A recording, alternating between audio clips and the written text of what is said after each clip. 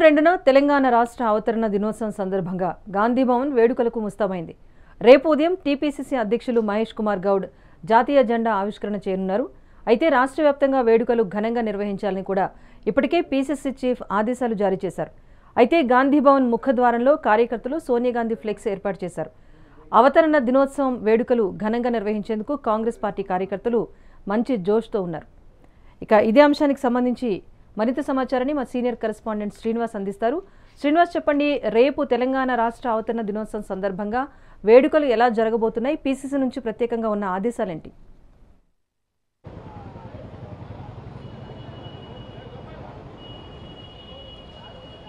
రాజేశ్వరిక, తెలంగాణలో మరొకసారి కూడా తెలంగాణ రాష్ట్ర ఆవిర్భావ వేడుకలు జూన్ 2 అంటే రేపు సోమవారం జరగనున్నాయి. ఈ నేపథ్యంలో కాంగ్రెస్ సంబంధించిన కార్యకర్తలు అయితే ఈ యొక్క వేడుకల్లో పాల్గొనేందుకు మరి భారీ ఎత్తున కూడా మరి సిద్ధమవుతున్నారు. ఈ నేపథ్యంలో తెలంగాణ రాష్ట్ర వ్యాప్తంగా కూడా ఈ యొక్క వేడుకలు నిర్వహించేందుకు కూడా మరి కాంగ్రెస్ పార్టీ టీపీసీసీ అధ్యక్షుడు మహేష్ కుమార్ గౌడ్ పిలుపునిచ్చిన నేపథ్యంలో మరొకసారి కూడా తెలంగాణ రాష్ట్రాన్ని ప్రకటించిన సోనియా గాంధీకి కృతజ్ఞతలు చెప్పేందుకు కావచ్చు, తర్వాత ఈ వేడుకల్లో పాల్గొని సంబరంగా ఉత్సవాలు నిర్వహించేందుకు మరి కాంగ్రెస్ శ్రేణులు సిద్ధమవుతున్నారు.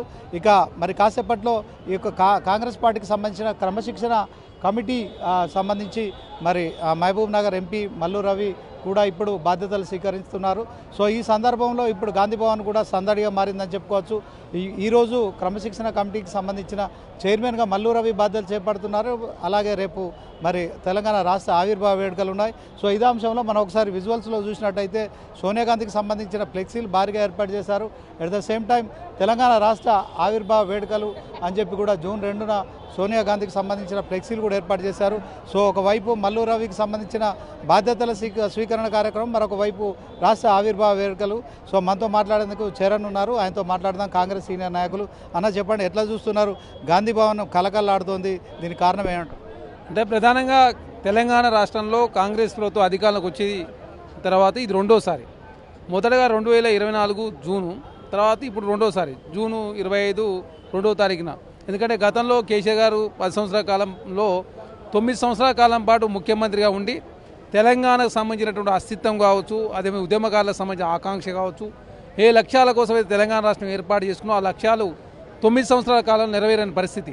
ఎందుకంటే నీళ్లు, నిధులు, నియామకాలు, అదే కాకుండా కాంగ్రెస్ ప్రభుత్వం అధికారం రాకముందు అస్తిత్వం, ప్రజాస్వామ్యం, ఈ 5 లక్షల కోసం కాంగ్రెస్ ప్రభుత్వం పనిచేస్తామని చెప్పేసి తెలంగాణ రాష్ట్రంలో ప్రజలంతా కూడా ఆశీర్వదించి కాంగ్రెస్ ప్రభుత్వం అధికారం తీసుకొస్తే అస్తిత్వం విషయంలో తెలంగాణ రాష్ట్రంలో టీఎస్ ప్లేస్లో టీజీ తీసుకురావడం, అదేగా గద్దర్ గారి జయంతిని వర్ధంతి నిర్వహించడం, అమరవీరుల కుటుంబాలను గౌరవించుకోవడం, అదే కాకుండా ప్రజాస్వామ్య విషయంలో ఇందిరాపార్క్ దగ్గర ధర్నా చౌక్ను ప్రారంభించడం, తెలంగాణ రాష్ట్రంలో ఎక్కడ కూడా మీడియా మీద ఆంక్షలు లేకుండా ప్రజాస్వామ్యబద్ధంగా ప్రజాస్వామ్యయుతంగా ప్రజలంతా స్వేచ్ఛతో మెలగాలని చెప్పి ప్రభుత్వం భావించి ఇక్కడ ప్రజాస్వామ్యాన్ని కూడా పునరుద్ధరించే ప్రయత్నం, అదే కాకుండా అసెంబ్లీ 17 గంటల పాటు రికార్డు స్థాయి నిర్వహించి ప్రతిపక్షాలకు అవకాశం ఇచ్చే కార్యక్రమం, అదే కాకుండా నీళ్లు, నిధులు, నియామకాలు, నీళ్ల విషయంలో ఏ విధంగా కృష్ణా జలాల విషయంలో 299 టీఎంసీలకు ఆనాడు కేసీఆర్ గారు కాంప్రమైజ్ కావడం, అపెక్స్ కమిటీ సమావేశాల్లో పోకపోవడం మూలంగా ఈనాడు బంకచర్ల విషయం కూడా ఇష్యూ కూడా వచ్చినటువంటి సందర్భం.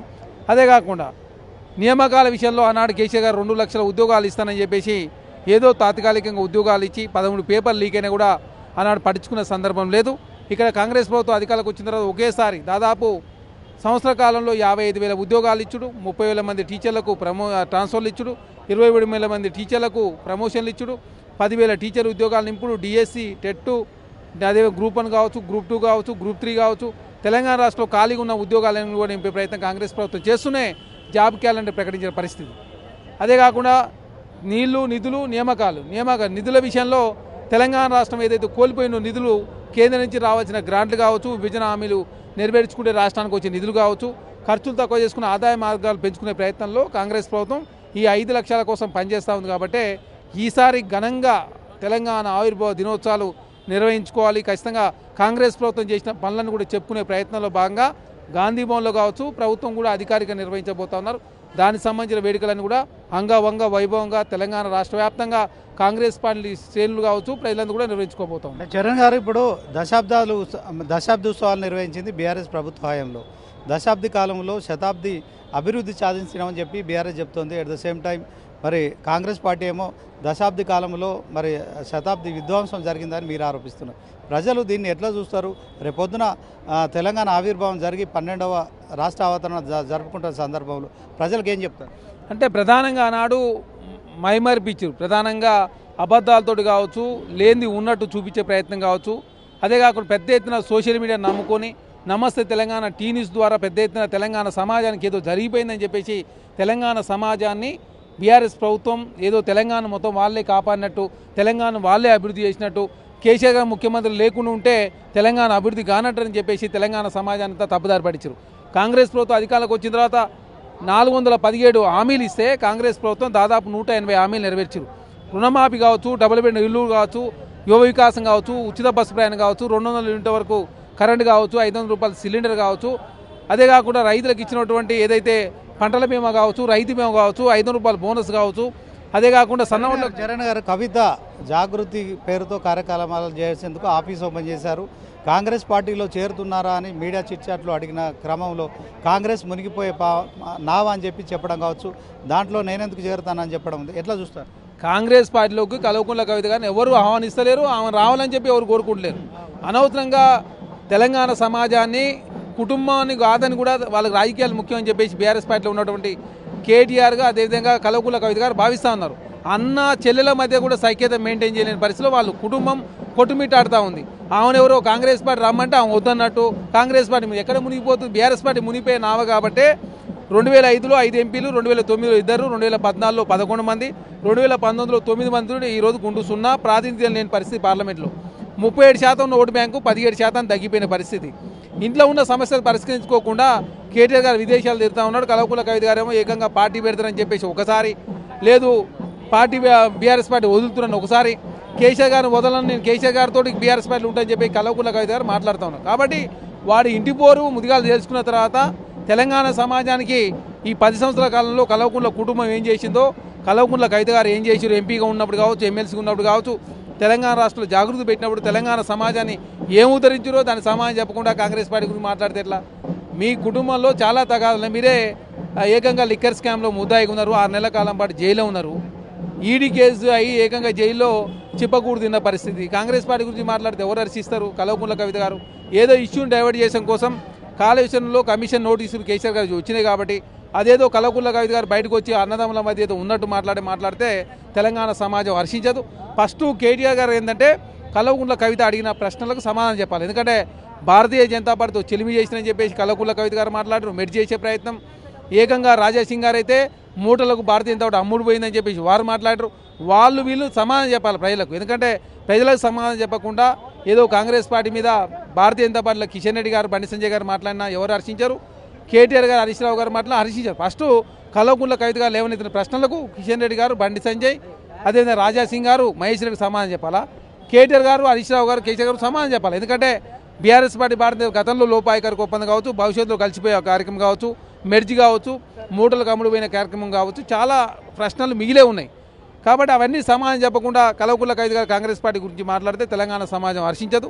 ఫస్ట్ మీ ఇంట్లో సమస్యలు పరిష్కరించుకోండి అని చెప్పేసి కోరుతాం. తెలంగాణలో కాంగ్రెస్ ప్రభుత్వం ఏర్పడి 1.5 ఏళ్ల అయిపోతుంది. ప్రజలకు ఇచ్చిన హామీలు అమలు చేయట్లేదు. రేపు పొద్దున ఏ ముఖం పెట్టుకొని మీరు రాష్ట్ర ఆవిర్భావ వేడుకలు నిర్వహిస్తారని చెప్పి ప్రశ్నిస్తున్న దానికి మీరేం చెప్తారు? ప్రతిపక్ష నాయకుడు అసెంబ్లీకి వస్తే సమాధానం చెప్తానికి సిద్ధంగా ఉన్నాం.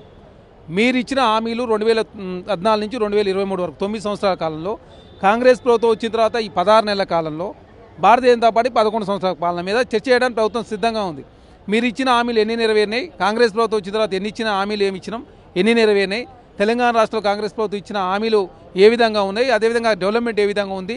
ఇచ్చిన మాట కట్టుబడి ఉండి కాంగ్రెస్ ప్రభుత్వం ఆనాడు తెలంగాణ రాష్ట్రం ఇచ్చుడే కాదు, తెలంగాణ రాష్ట్రం ఇచ్చిన తర్వాత తెలంగాణ రాష్ట్ర కాంగ్రెస్ ప్రభుత్వం అధికారంలోకి వచ్చిన తర్వాత ఇచ్చిన ఉద్యోగాలు కావచ్చు, అసెంబ్లీ సమావేశాలు కావచ్చు, ప్రజాస్వామ్యం లేకుండా ఏ విధంగా చేశారు, కాంగ్రెస్ ప్రభుత్వం ఏ విధంగా పునరుద్ధరించే ప్రయత్నం చేస్తూ ఉంది. కాబట్టి అన్నిటి మీద చర్చ చేయడానికి సిద్ధంగా ఉన్నాం. ప్రతిపక్ష నాయకుడు అసెంబ్లీ రాకుండా 53 లక్షల జీతం తీసుకొని 2 గంటలు మాత్రమే అసెంబ్లీకి వచ్చి వెళ్ళిపోయాడు. కాబట్టి ప్రజాస్వామ్యం అన్నా ప్రజలన్నా గౌరవం లేదు. కాబట్టి కల్వకుంట్ల కుటుంబం ఏదైనా మాట్లాడుతుంది. చరణ్ గారు 1.5 ఏళ్ల కాంగ్రెస్ అధికారంలో ఉంది. రాష్ట్రంలో నామినేటెడ్ పోస్టులు భర్తీ చేయట్లేదు. క్యాబినెట్ మంత్రి పదవుల విస్తరణ కార్యక్రమం వాయిదా పడుతూ వస్తుంది. At the same time party TPCC అధ్యక్షుడిగా మహేష్ కుమార్ గౌడ్ కూడా 6 నెలల నుంచి మరి నియమించబడ్డారు. కానీ ఆ పార్టీ పదవులు కూడా మీరు ఎందుకు ఫుల్ఫిల్ చేయట్లేదు? మీలాంటి వారు కూడా ఇప్పుడు రాష్ట్రంలో మరి మొత్తానికి ఎట్లా చూస్తారు ఈ ప్రక్రియ పట్ల? మీలో ఉన్న ఒకటే నిమిషం. అంటే ప్రధానంగా కాంగ్రెస్ పార్టీ ఇచ్చిన మాట ప్రకారం ముందుకు పోతాం. ఎందుకంటే 1.5 yearలో సాధ్యమైనంత నామినేటెడ్ పదవులు ఫిల్ చేసిరు. అదే కాకుండా మొన్ననే 4-5 కమిటీల సబ్ కమిటీ చైర్మన్లు, మెంబర్లు, అదే కాకుండా తెలంగాణ రాష్ట్రంలో కాంగ్రెస్ ప్రభుత్వం ఇచ్చిన ప్రతి హామీ నెరవేర్చే ప్రయత్నంలో కులగన్న కావచ్చు, కులగన్న విషయంలో కాంగ్రెస్ ప్రభుత్వం కొంత లేట్ అయిన మాట వాస్తవం. లోకల్ బాడీ ఎలక్షన్ కూడా పెట్టని పరిస్థితి. ఎందుకంటే బీసీలకు ఇచ్చిన మాట నిలుపుకోవాలా, బీసీలకు ఇచ్చిన మాట నిలుపుకున్న తర్వాత ఎలక్షన్ పోవాలని చెప్పి ప్రభుత్వం భావించింది. దానిలో భాగంగా దేశానికే ఈరోజు దిక్సూచిగా తెలంగాణ ఉన్నది. జనగణలో కులగన్న పెట్టాలని చెప్పి నరేంద్ర మోడీ గారు ప్రభుత్వం నడితే ఆనాడు సమాధానం చెప్పలేదు. కానీ తెలంగాణ రాష్ట్రంలో కులగన్న చేసి బీసీ రిజర్వేషన్ పెంచుతా ఉన్నాం, బీసీ ప్రధానమంత్రి బీసీని ముంచుతున్నారని చెప్పేసి రేవంత్ రెడ్డి గారు మాట్లాడితే ఏకంగా దేశంలో ఉన్న నరేంద్ర మోడీ గారి ప్రభుత్వమే కదిలిన పరిస్థితి. కాబట్టి ఖచ్చితంగా ఇచ్చిన ప్రతి హామీ నెరవేర్చే ప్రయత్నంలో కాంగ్రెస్ ప్రభుత్వం ముందుకు పోతాం. ఓకే సార్, మీరు చెప్పండి. కాంగ్రెస్ ప్రభుత్వం వచ్చిన తర్వాత రెండోసారి ఆవిర్భావ వేడుకలు నిర్వహిస్తున్నారు. మరి ప్రజలకు ఇచ్చిన 6 గ్యారెంటీలు మీరు సంపూర్ణంగా అమలు చేయట్లేదు. రేపు పొద్దున కాంగ్రెస్ పార్టీ ఏం సమాధానం చెప్తుంది తెలంగాణ ఆవిర్భావ దినోత్సవం సందర్భంగా అంటే ఏం చెప్తారు? తెలంగాణ ఆవిర్భావం కాంగ్రెస్ పార్టీ వచ్చిన తర్వాత రెండోసారి జరుపుకుంటున్నాం. మేము ఇచ్చిన 6 గ్యారెంటీలో మ్యాక్సిమం అన్నీ చేసి ఉన్నాం. మేము ఇచ్చిన మహిళలకు ఉచితంగా ఆర్టీసీ బస్సులో కానీ 200 రూపాయలకు ఫ్రీ యూనిట్ కరెంటు బిల్ కానీ, గ్యాస్ సిలిండర్ కానీ, 2 లక్షల లోపు రుణమాఫీ కానీ మేము అన్నీ ఒక్కొక్కటి అన్నీ చేసుకుంటూ వస్తున్నాం. కొన్ని మేము చెప్పినవి కొన్ని ఇవ్వలేకపోయినాం. దానిలో ఒకటి 2500 మహిళలకు కూడా ఇవ్వలేదు, పెన్షన్ కూడా అప్డేట్ చేయలేదు. అవి కూడా త్వరలోనే అప్డేట్ చేస్తాం. ప్రజలకు చెప్తున్నాం ఆర్థిక పరిస్థితి. మేము 16 మంది ముఖ్యమంత్రులు పనిచేసినప్పుడు కేసీఆర్ గారికి అప్పచెప్పినప్పుడు ఆయనకు 27,000 కోట్ల అప్పు, 9,000 కోట్ల బ్యాంక్ బ్యాలెన్స్తో అప్పచెప్తే మళ్ళీ మా రేవంత్ రెడ్డి గారికి December 7th రోజు అప్పచెప్పినప్పుడు 8,14,000 కోట్ల అప్పుతో అప్పచెప్పిండు. కాబట్టి ఆర్థిక పరిస్థితిని ప్రజలకు చెప్తూ మేము ఏం చేస్తున్నాం, ఏం చేయబోతున్నాం, స్కీమ్స్ కొంచెం లేట్ కావడానికి కారణం ఏమని చెప్తున్నాం. ఇందిరమ్మ రాజ్యంలో స్వాతంత్రం వచ్చినప్పటి నుంచి 60-70% పాలించిన కాంగ్రెస్ పార్టీకి ప్రజలకు ఏం చేయాలో తెలుసు. కాబట్టి ప్రజలు కాంగ్రెస్ పార్టీని విశ్వసిస్తారు, ఇందిరమ్మ రాజ్యాన్ని విశ్వసిస్తారు. తెలంగాణ సీఎం రేవంత్ రెడ్డి మాకు ప్రపంచంతోనే పోటీ, పక్క రాష్ట్రాలతో కాదు, తెలంగాణ అనేది ఫ్యూచర్ స్టేట్ అంటున్నారు, హైదరాబాద్ ఫ్యూచర్ సిటీ అంటున్నారు. కానీ మీరు ఎక్కడ వేసిన గొంగడి అక్కడనే ఉంది. ఎమ్మెల్యేలు కూడా నియోజకవర్గాల్లో తిరిగే పరిస్థితి లేదు, ప్రజల్లో వ్యతిరేకత ఉంది. సో ఇచ్చిన ఏవైతే హామీలు నెరవేర్చట్లేదని చెప్పి ప్రతిపక్షాలు విమర్శలు చేస్తున్నాయి. మరి ఏం చెప్తారు? ప్రతిపక్షాల గురించి మేమేం చెప్పక్కర్లేదు. వాళ్ళ ఇంటి సమస్యకు వాళ్ళు దయాలు ఎవరో దేవతలు ఎవరో వాళ్ళే డిసైడ్ చేసుకునాలే. వాళ్ళ గురించి మాట్లాడే పరిస్థితి లేదు. వాళ్ళన్నీ గెలిచిన మరుసటి రోజు నుంచి, మా ప్రభుత్వం వచ్చిన మరుసటి రోజు నుంచి ఆ ప్రభుత్వం మీద గవర్నమెంట్ వాడిపోతుందని కొన్ని రోజులు, గవర్నమెంట్ అది చేస్తామని కొన్ని రోజులు, ఎమ్మెల్యేలు కొంటామని కొన్ని రోజులు, అవన్నీ ఏం కాలే. కాబట్టి మా ముఖ్యమంత్రి గారిని మేము ఎమ్మెల్యేలు అందరం కంటికి కౌశం లాగా మేము ఆయనను కాపాడుకుంటాం, మా ప్రభుత్వాన్ని మేము కాపాడుకుంటాం. వాళ్ళ ట్రాప్లు ఎవడెవడు కొనేటోడు అమ్ముడు పోయేటోళ్ళు లేడు, అట్లా వాళ్ళకి ఎవరు చేసేటోళ్ళు లేరు. అవన్నీ అబద్ధాలు. ఆ బీఆర్ఎస్ పార్టీ వాళ్ళ చెల్లెలు అడిగిన క్వశ్చన్లు చెప్పకుండా అనవసరంగా రోడ్ల మీద వాడు చెప్తున్నారు. ఆయన దేవుడు అంట, మిగతా దయాలంట. ఆ దయాలు ఎవరో దేవుళ్ళు ఎవరో వాళ్ళు డిసైడ్ చేసుకోవాలి. కాంగ్రెస్ పార్టీ ఎట్లా పాలించాలో మాకు తెలుసు. ప్రజల్లో మాకు బ్రహ్మరథం పడుతున్నారు. లోకల్ బాడీస్లో కూడా మేమే గెలుస్తాం. బీఆర్ఎస్ పార్టీ నామరూపాలు లేకుండా చీపిడితోనే ఊడ్చినట్లు లోకల్ బాడీలో ఊడ్చి అవతల పడేస్తారు. ఎగ్జాంపుల్ వనపర్తి ఎమ్మెల్యేగా నేను చెప్తున్నా, వాళ్ళు చెప్పినంత అట్లాంటి పరిస్థితి మాకేం లేదు. రాబోయే రోజుల్లో ఇప్పుడు అది ఇంకా 15 సంవత్సరాలు కాంగ్రెస్ పార్టీ అధికారంలో. సో తెలంగాణ ముఖ్యమంత్రిగా రేవంత్ రెడ్డి 2-3 సార్లు కూడా రాష్ట్ర ఖజానా ఖాళీగా ఉంది. ఇక్కడ మరి పూర్తి స్థాయిలో మొన్న కూడా ఉద్యోగులతో మాట్లాడుతున్న క్రమంలో మరి 18,500 కంటే ఒక్క రూపాయి కూడా లేదని చెప్పడం అంటే ఒక ముఖ్యమంత్రి స్థాయిలో ఉన్న వ్యక్తి రాష్ట్ర ఆర్థిక పరిస్థితిని చెప్తున్న క్రమంలో అది ప్రపంచవ్యాప్తంగా పెట్టుబడులు వస్తున్నాయి, మేము 2,20,000 కోట్ల పెట్టుబడులు తెస్తున్నామని చెప్తున్నారు. ఇలాంటి రాష్ట్రంలో పెట్టుబడులు పెట్టడానికి మరి కంపెనీలు కావచ్చు, పరిశ్రమలు కావచ్చు, at the same Congress party ఎమ్మెల్యేలుగా మీరు ఎట్లా తీసుకుంటారు? మా రేవంత్ రెడ్డి గారు ప్రజలకు నిజాలు చెప్పేయాలని 18,500 కోట్లు ప్రతి నెల మాకు ఇన్కమ్ వస్తూ ఉంది. దానిలో 6,500 కోట్లు ఆయన వేసిన దానికి అప్పులు కడుతున్నాం. మిగతా 6,000 కోట్లు దాదాపు రాష్ట్ర ప్రభుత్వం ఉద్యోగులకు అందరికి జీతాలు ఇస్తున్నాం. మిగిలిన డబ్బులతో సంక్షేమ కార్యక్రమాలు చేయాలి, డెవలప్మెంట్ చేయాలి. సో మీరు అర్థం చేసుకున్నారని ఉద్యోగస్తులకు ఈ వన్ ఆఫ్ ది పార్ట్ వాళ్ళు తెలంగాణ రాష్ట్రంలో డెవలప్మెంట్ యాక్ట్ అధికారులు రాజకీయం ఎంత ముఖ్యమో అధికారులు కూడా అంత ముఖ్యం కాబట్టి వాళ్ళకి నిజాలు చెప్పాలని చెప్పున్నాడు. నెంబర్ 1, 2,20,000 కోట్లు బయట నుంచి తీసుకొచ్చి తెలంగాణ రేజింగ్ తెలంగాణ మోడల్ తెలంగాణ చేయాలనే ఉద్దేశంతో అన్ని మేము ప్రజలకు నిజాలు చెప్పి పనిచేయదలుచుకున్నాం. వాళ్ళలాగా అబద్ధాలు చెప్పి 8 లక్షల కోట్లు అప్పు చేయదలుచుకోవాలి. అంటే ఇప్పటికే కాంగ్రెస్ ప్రభుత్వం అధికారంలోకి వచ్చిన తర్వాత 1,80,000 కోట్ల అప్పులు చేసింది. సో దీంట్లో మీరు అప్పులు చేసుకుంటూ పోతే రేపొద్దున మరి అప్పులకు వడ్డీలు ఎవరు కడతారు? రేపొద్దున దీనికి సమాధానం ఏం చెప్తారు? మేము అదే కదా చెప్తున్నాం. 1,80,000 కోట్లు కాదు, 1,40,000 కోట్ల చిల్లర అప్పులు తీసుకొస్తే దాంట్లో 90,000 కోట్లు పాతదానికి అప్పులు కట్టినాం. సో మిగతా స్కీమ్స్ అన్ని ఇంప్లిమెంట్ చేస్తున్నాం. అది మేము ఇచ్చిన 6 గ్యారంటీల సంక్షేమ దానికి నెలకు 2,500 కోట్లు మేము పే చేస్తున్నాం. సో ఇవన్నీ నిజాలు చెప్పుకుంటూ పోతున్నాం. ఈ రాబోయే రోజులలో ఇప్పుడిప్పుడే స్టెబిలిటీ తీసుకొని రియల్ ఎస్టేట్ కానీ, ఆ 4th సిటీ కానీ, ఇంకేదన్నా కానీ అన్ని కార్యక్రమాలు చేసుకొని ఇన్కమ్ జనరేట్ చేసుకొని, ఇన్కమ్ జనరేట్ ఎట్లా చేసుకోవాలో కాంగ్రెస్ పార్టీకి తెలుసు, ప్రజలకు ఇచ్చిన హామీలు ఎట్లా నెరవేర్చాలో తెలుసు. ఆ బీఆర్ఎస్ పార్టీ వాళ్ళు ఆ చచ్చిపోయిన పార్టీ, ఆ పార్టీ గురించి మేము అడగలేదు, వాళ్ళే చెప్తున్నారు. మేము ఇన్ని రోజులు ఎంపీ ఎలక్షన్స్ అప్పుడు మేము అదే చెప్పినాం. ఉదయం 9 గంటలకు పోలింగ్ స్టార్ట్ అయిన 2 గంటల్లో వాళ్ళు పోయి బీజేపీ టెంట్లలో కూర్చున్నారు. వాళ్ళు కావాలని 8 మంది బీజేపీ ఎంపీలను గెలిపించున్నారు. సో వాళ్ళు బీజేపీ బీఆర్ఎస్ రెండు ఒకటే. వాళ్ళ గురించి మేము మాట్లాడాల్సిన అవసరం. అంటే ఒకవైపు కేంద్రం మాకు గుండు సున్నా ఇస్తుందని చెప్తున్నారు, ఎఫ్ఆర్బిఎం పరిధిలో ఇప్పటికీ అప్పులు చేస్తున్నారు. కానీ మీరు 4th సిటీ నిర్మాణం కావచ్చు, మూసి ప్రక్షాళన, వీటన్నిటికీ డబ్బులు ఎట్లా తెస్తారు? తర్వాత రేవంత్ రెడ్డి చెప్తున్నట్టు ఫ్యూచర్ సిటీ ఎట్లా తయారవుతుంది, ఫ్యూచర్ స్టేట్ ఎట్లా అవుతుంది? దీనికి మీ దగ్గర ఉన్న ప్రణాళిక? ఎస్, మూసి ప్రక్షాళన అనేది దానికి ఒక ఎస్టిమేషన్ వేసిన తర్వాత 40,000 కోట్లు అవుతాయి, 50,000 కోట్లు అవుతాయి. ఒక డిపిఆర్ తయారైన తర్వాత ఒక ప్రాజెక్టు వాల్యూకు సంబంధిత కాంట్రాక్ట్ కానీ, సంబంధిత ఏజెన్సీ కానీ, సంబంధిత బ్యాంకు కానీ ఇంకా ఏం చేయాలనేది డిసైడ్ కాలే. నెంబర్ 1, ఆ 4th సిటీకి సంబంధించి గవర్నమెంట్ ప్రాపర్టీ, గవర్నమెంట్ సంబంధించిన ఇండస్ట్రియల్ ద్వారా వాళ్ళకి ల్యాండ్ అలాట్మెంట్ చేస్తే సంబంధిత కార్పొరేట్ కంపెనీలు వాళ్ళు వచ్చి వాళ్ళు డెవలప్ చేస్తారు. దానికి కొంచెం అగ్రిమెంట్ ఉంటుంది. ఎగ్జాంపుల్ హైదరాబాద్ మెట్రో ఉంది, ఎల్ఎన్టీలకు ఇచ్చి మనం 30 years ఎట్లా ఇచ్చినామో అట్లా డెవలప్మెంట్ చేసిన తర్వాత ఇన్స్టాల్మెంట్ బేసిక్ వాళ్ళకి పే చేయాల్సి ఉంటుంది. అవన్నీ ఎఫ్ఆర్బిఎంఎస్ పరిధిలోనే ఏం కాకుండా సిస్టమేటిక్గా మా డిప్యూటీ సీఎం గారు, ఫైనాన్స్ మినిస్టర్ గారిని ఎక్కడ ఇబ్బంది లేకుండా ఆ ఎఫ్ఆర్ఎం పరిధిలోనే మనం అప్పులు తీసుకొచ్చినా, అప్పులు పే చేసినా సిస్టమేటిక్ చేస్తున్నాం. కేటీఆర్ రాబోయేది బీఆర్ఎస్ ప్రభుత్వమే అని చెప్తున్నది. కవిత కూడా ఈ మధ్య కాలంలో కాంగ్రెస్ మునిగిపోయే నావా అని చెప్పడం, దీన్ని అంతా ఎట్లా చూస్తారు? కేటీఆర్ గారు రాబోయేది బీఆర్ఎస్ పార్టీ అనేది వాళ్ళ చెల్లెలు అడిగిన ప్రశ్నకు స్పష్ట సమాధానం చెప్పమని చెప్పండి. ఆమె ఏం చెప్తుంది? వాళ్ళ నాయన దేవుడు అంట, వాళ్ళ పక్కన ఉన్న వాళ్ళు దయాలంట. దయాలంటే ఇప్పుడు వాళ్ళ అన్ననా, వాళ్ళ బావనా, ఇంకో అన్ననా, వాళ్ళు మేము ఊళ్ళలో మేము ఏం ప్రచారం చేస్తున్నాం తెలుసా? ఆ బీఆర్ఎస్ దయాలు ఆల్రెడీ తరిమి కొట్టినాం, మళ్ళీ దయాలు వస్తే ఊళ్ళకి దయాలు రానియద్దని మేము కూడా చెప్తున్నాం. ఆ దయాలను తెలంగాణ రాష్ట్రంలో బీఆర్ఎస్ పార్టీని మళ్ళా బ్రతికి బయటపడే ప్రసక్తే లేదు. ఆ చచ్చిపోయిన పార్టీ, దాని గురించి మేము మాట్లాడుతాం. కాంగ్రెస్ పార్టీ అధికారంలోకి వచ్చి 1.5 ఏడాది అవుతుంది. అయినప్పటికీ కూడా నామినేటెడ్ పోస్టులు కావచ్చు, క్యాబినెట్ పోస్టులు కావచ్చు, తర్వాత ఇంకా పార్టీ పదవులు ఏవి కూడా ఫుల్ఫిల్ చేయకుండా జాప్యం చేస్తున్నారు. కాంగ్రెస్ పార్టీ నాయకుల్లో క్రియాశీల కార్యకర్తలు కొంచెం నిరాశ నిస్పృహలో ఉన్నారు. అట్ ద సేమ్ టైం మీరు ఏది చేసినా కూడా ప్రజల్లో వ్యతిరేకత వస్తుంది తప్ప అనుకూలం రావట్లేదని కూడా ప్రచారం జరుగుతుంది. దీన్ని ఎట్లా చూస్తారు? నో అది మీరు చెప్పేది అవాస్తవం. అది కాంగ్రెస్ పార్టీ అధికారంలోకి వచ్చిన తర్వాత దాదాపు 36 కార్పొరేషన్లు ఫిల్ అయినాయి. దాదాపు పార్టీ పదవులకు సంబంధించి పార్టీ ఇది ఒక సిస్టమేటిక్ పెద్ద పార్టీ కాబట్టి కొంచెం లేట్ అయింది. దానిలో భాగంగానే ఇప్పుడు కొన్ని రాష్ట్ర కమిటీలు వేసినారు, తర్వాత పీసీసీ అనుబంధ కమిటీలు వేస్తారు, తర్వాత లోకల్ విలేజ్లలో మనం గ్రామ అధ్యక్షులు, మండల అధ్యక్షులు, బ్లాకు, డీసీసీ అధ్యక్షులు కూడా అంత ప్రాసెస్ స్టార్ట్ అయినది. ఇప్పుడు ఈ మధ్య కాలంలోనే ఇవన్నీ సిస్టమేటిక్ చేసుకుంటూ పోయి బ్యాలెన్స్ కార్పొరేషన్లు కూడా చేస్తారు, బ్యాలెన్స్ క్యాబినెట్ కూడా ఎక్స్పాన్షన్ అవుతుంది. సో కాంగ్రెస్ పార్టీకి సంబంధించిన క్యాడర్ అంతా ఫుల్ఫిల్ అవుతారు. అవన్నీ అదే క్రమంలో ఉన్నాం. దానిలో భాగంగానే ఇప్పుడు గాంధీ భవన్లో మొన్ననే ప్రకటించున్నారు, మా ఏఐసిసి ప్రకటించున్నది. క్రమశిక్షణ సంఘం చైర్మన్గా నాగర్ కర్నూలు ఎంపీ గారు మల్లు రవి గారు ఇప్పుడు ఛార్జ్ తీసుకోబోతున్నారు. అందుకే మేము అందరం ఇక్కడ వచ్చినాం. అన్నీ ఫిల్అప్ చేసేసి కాంగ్రెస్ పార్టీని ఫుల్ఫిల్ చేసి మేమందరం ప్రజలకు మేము చేసిన స్కీమ్స్ ఏంది, మేము చేసిన 6 గ్యారంటీలు ఏంది, చేయంది ఏంది, చేయబోయేది ఏంది అన్నీ చెప్పి ఎలక్షన్లకు పోతాం.